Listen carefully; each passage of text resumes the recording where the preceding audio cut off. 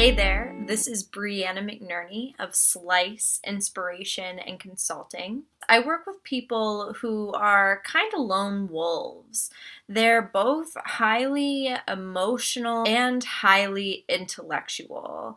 That's led to them doing things on their own a lot because it's hard to find support out there that won't condescend to you, that will hold you up as being the powerful, creative person you are, while still supporting you in the challenging, lonely times. I notice that our society does not always teach us how to do emotions and success well together, so I aim to fill that gap with my programs and services. I help people make more intentional choices so they can live a life of their own design, as opposed to repeating patterns that are just so deeply ingrained that they've become mindless.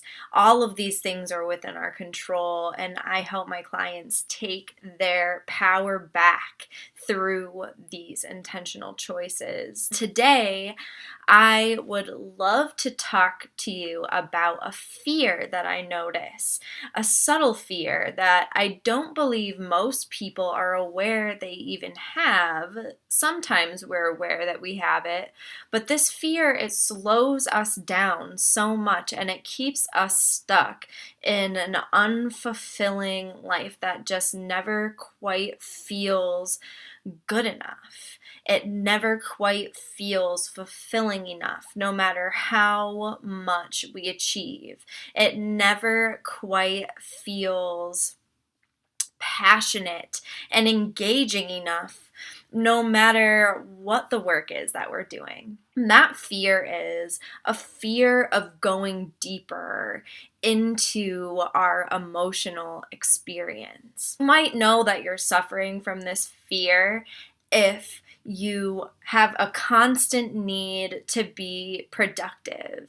It drives your everyday, and you hate spending days where you're not being productive. You might also know you have this fear if you have a really hard time dealing with the emotional outbursts and highs and lows of others. If you feel like you always are at kind of one even keel emotionally, this might be you too.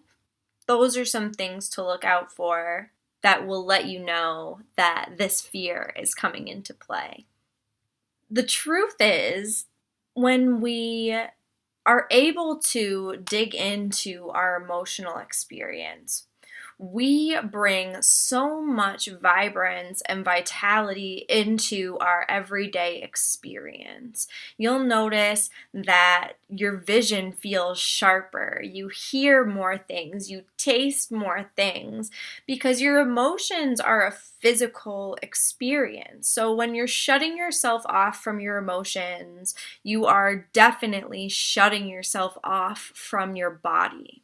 And there are a lot of reasons that we have done this historically. We've actually used mental and emotional health as a method of oppression. Think about what it means if somebody's going crazy or being emotional or whatever.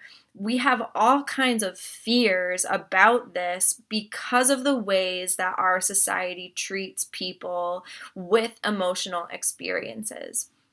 The truth is that emotions are very important. I believe emotions are the evolutionary frontier. Our emotions guide us in the direction that's best for us. They let us know what feels really great. They let us know what doesn't feel so good. They let us know what we really want more than anything else and what we really do not want and will not tolerate in our lives. So when we are busy shutting ourselves off from this part of our experience, we do ourselves a huge disservice. We hold ourselves up for something that does not take that much time and attention realistically to resolve. You will keep yourself stuck for much longer by repressing an emotion that you're feeling than you will simply expressing it or leaning into it to see what's up. Usually, when you lean into an emotion, it usually only takes a matter of minutes before those emotions are cleared entirely. It doesn't matter whether you are paying attention to your emotions or not, they will be impacting you either way. They will be impacting you if you're ignoring them for a longer period of time because your body still knows. Your body still remembers that information and is still using it, maybe not in the most logical way. When we take the time to dive deeper into our emotions and figure out how to use that guidance system in an intelligent, thoughtful way, the whole world opens up for us. The most important part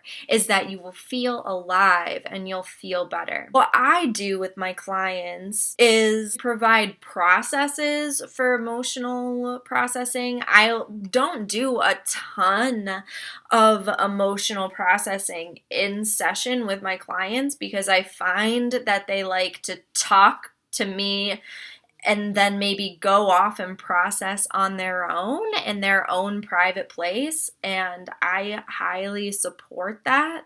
I do provide a way that's fun and normalizing and non-judgmental to talk about emotions, to understand your own emotions, and to connect with what you're feeling.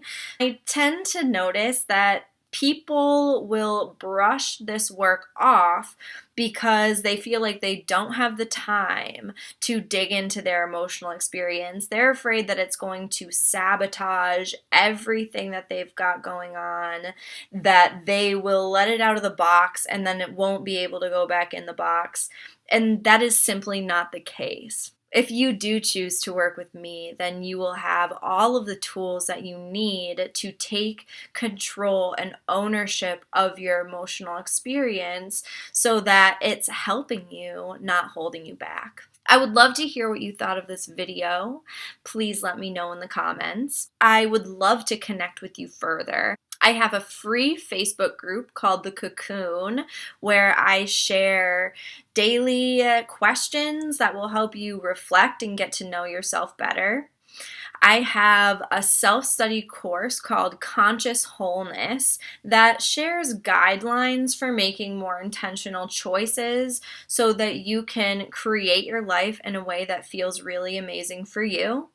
And I also encourage you to schedule an epiphany session, especially if you're not exactly sure where to start with me.